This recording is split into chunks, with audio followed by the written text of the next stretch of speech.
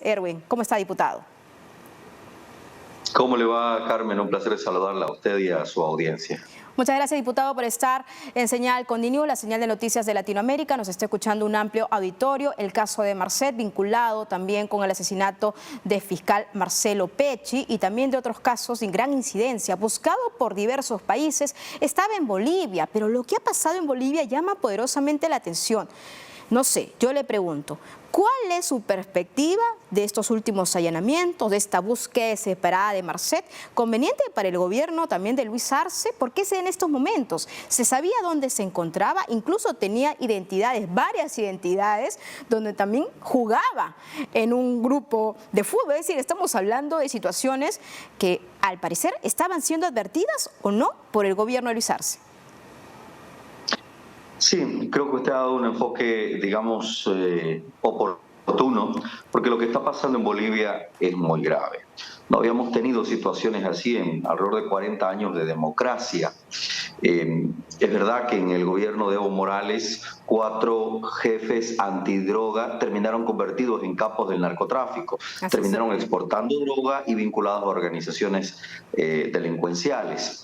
Pero lo que está pasando ahora es muchísimo más nítido, es decir, se puede ver con absoluta claridad que en Bolivia el gobierno del presidente Arce le da impunidad a los narcotraficantes, y esto es muy grave.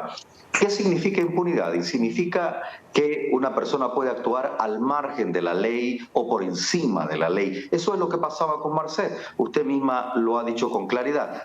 El narco uruguayo Marcet llegó a Bolivia, el gobierno boliviano, el Estado boliviano, le entregó documentos de identidad. Marcet compró equipos de fútbol, jugaba fútbol, estaba en muchas fiestas, tenía una vida social, digamos, muy activa, y resulta que las autoridades de Bolivia no lo capturaban, sabiendo que el ministro de régimen interior del Paraguay ha dicho con absoluta claridad que la información de la presencia de Marcet en Bolivia se la habían suministrado al gobierno boliviano desde febrero.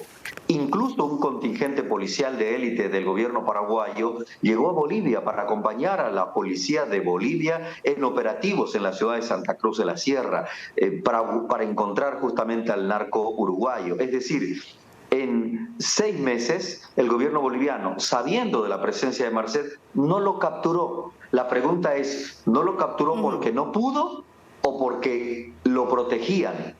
Yo creo que los bolivianos sabemos qué es lo que está pasando y tenemos la verdad en nuestras narices. Y es que el gobierno boliviano le da impunidad a los narcotraficantes. Hay muchos casos. Te voy a dar 2 motivos. Hay muchos casos que solamente nos enteramos por informes de autoridades de otros países. El caso de media tonelada de droga que llevó un avión del gobierno boliviano, de la empresa BOA, y que fue encontrado en España, reportado por Europol. España le reportó a Bolivia con anticipación y el ministro de gobierno del presidente Arce no hizo nada. El caso de 10 toneladas de droga en Alemania, nos enteramos por las declaraciones del embajador. El caso de la Policía Federal de Brasil que incauta droga boliviana y el gobierno boliviano no dice nada hasta que la Policía Federal de Brasil lo informa. El caso de Argentina, este mismo caso de Uruguay y Paraguay. Es decir, los bolivianos nunca nos enteramos por el informe de las autoridades competentes de nuestro país. Un segundo caso, un segundo ejemplo de por qué se le da impunidad a los narcotraficantes. Resulta que hay casos donde, por ejemplo, el llamado caso de Porongo, donde mueren 3 policías bolivianos y no pasa nada con la investigación. Hay un modus Pero entonces, operandi. ahí mi pregunta y mi interrogante me parece que es válida en el sentido de, supuestamente, inteligencia ya había ubicado a Marcet, supuestamente ya estaban tras sus pasos, supuestamente estaban esperando el momento preciso, pero sorpresa, se les escapa. Y ahora, hace tan solo horas atrás o 2 días atrás, Marcet publicó un video, y ese video es el punto de inflexión, porque aquí pues acusó al director de la Fuerza Especial de la Lucha contra el Narcotráfico de haberle ayudado a cambio de alguna platita adicional. Entonces, ¿de qué estamos hablando? O sea, ¿realmente se está haciendo un trabajo contra el narcotráfico o simplemente Bolivia se volvió en el epicentro de poder de Sebastián Marcet? Pero pero no solo de Sebastián Marcet. Bolivia se ha convertido en el paraíso de los narcos, porque solo en Bolivia el Estado le entrega documentos de identidad a narcotraficantes. Solo en Bolivia los narcos pueden capearse como lo hacía Sebastián Marcet.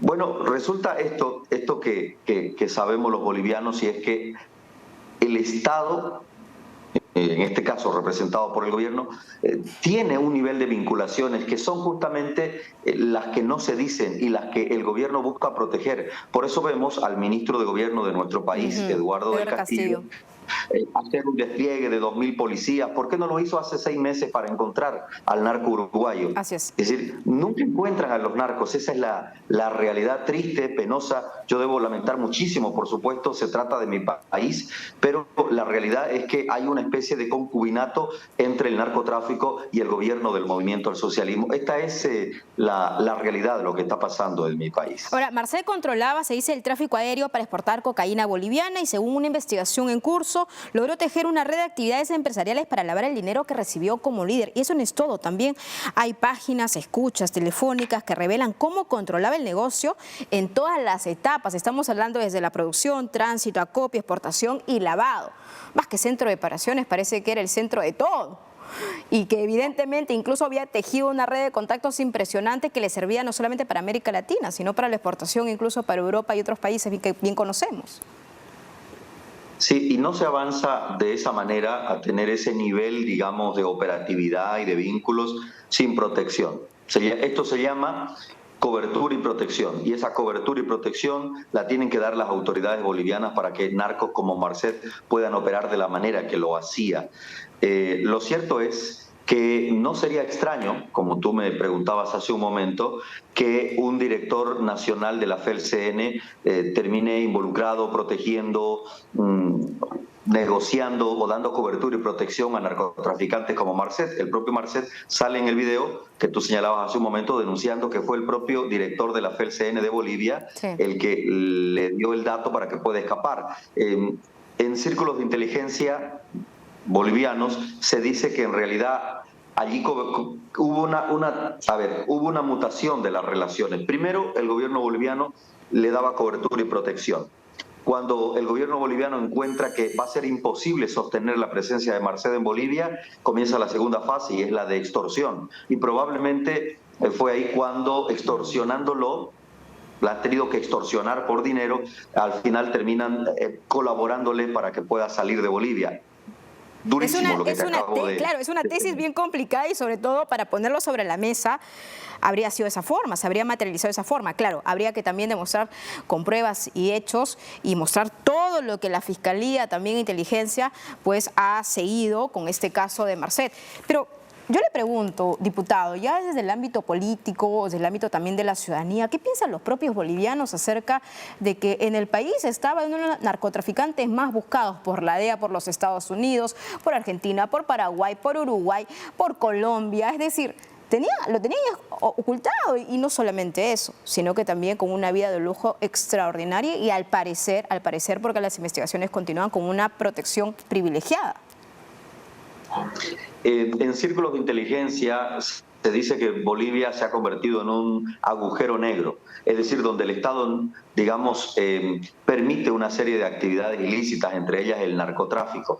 Y vemos narcotraficantes que se campean en Bolivia, que se van instalando carteles del narcotráfico en Bolivia, porque eso no se da, digamos, por arte de magia. Eso se da porque hay un nivel de colusión, hay un nivel de complicidad del Estado con estos ilícitos. Qué fuerte eso, realmente, diputado, qué fuerte y qué gravísimo, porque esto podría incluso desencadenar, como usted dice, y la tesis que también muchos están manejando de la colusión, la complicidad entre el mismo gobierno y hasta con narcotraficantes.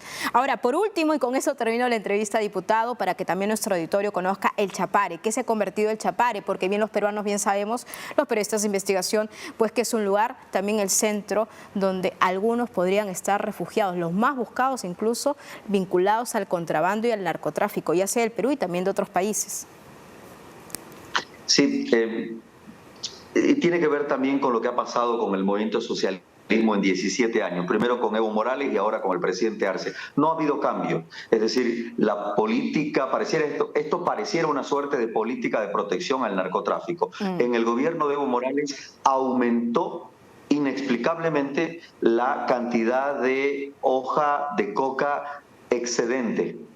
Y la ONU se ha dicho con muchísima claridad que más del 90% de la hoja de coca del Chapare va a mercados ilegales, es decir, a la producción de droga. Bolivia ha pasado de ser un país de tránsito y ahora es un país donde se produce droga y donde se cristaliza droga y desde donde se exporta droga. Y por eso vemos a, digamos, narcotraficantes de mucha fama, de mucho poder, de grandes contactos que vienen y se instalan en Bolivia como centro de operaciones. Parece que hemos tenido un problema con el audio. Estamos con el diputado Eric Huazán. Sí, lo tenemos nuevamente.